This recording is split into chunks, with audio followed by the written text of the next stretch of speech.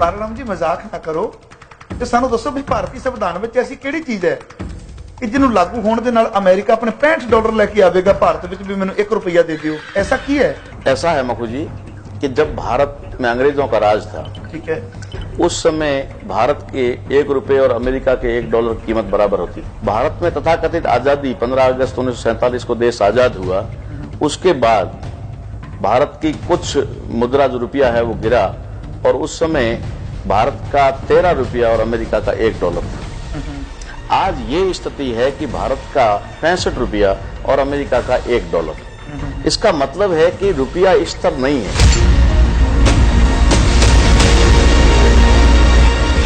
कहीं न कहीं रुपये की वैल्यू गिर रही है और डॉलर की वैल्यू बढ़ रही है, इसलिए रुपया आए दिन गिर रहा है।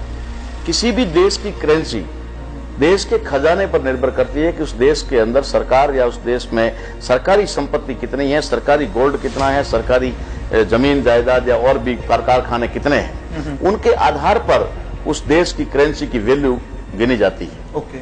जबकि यहाँ इस देश के अंदर तो ऐसा है कि भारत सरकार के पास जितना सोना नहीं है खजाने में, उससे कई गुना ज्यादा सोना तो देश के मंदिरों में पड़ा है। जहां पर भारत सरकार का कोई लेना देना नहीं है। कुछ 27 लाख मंदिर हैं पूरे भारत में, छोटे और मोटे 27 लाख मंदिर हैं। उनमें से मैं 4 मंदिरों का आंकड़ा आपको बता दूं कि 4 मंदिरों में 30,000 टन सोना। 30,000 टन सोना। और उन मंदिरों के ऊपर ना तो पब्लिक का कोई कंट्रोल है, न सरकार का कोई कंट्रोल है। पता नहीं किसका कंट्रोल है, ये भी पता नहीं। ओके। मैं आपको सिर्फ 4 मंदिरों का उदाहरण दूं इस देश के अंदर, और टोटल मंदिर भारत में 27 लाख है। अभी तक हमारे पास 4 मंदिरों का आंकड़ा है, जिसमें महालक्ष्मी मंदिर है, शिरडी वाले साईं बाबा का मंदिर है, महापद्मानाथ मंदिर है और तिरुपति बालाजी।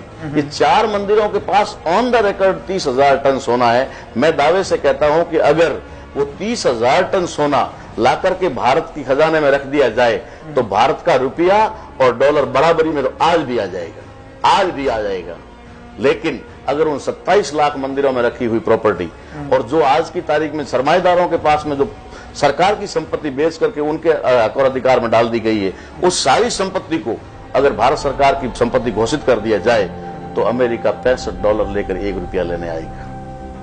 ये मैं कहता हूं।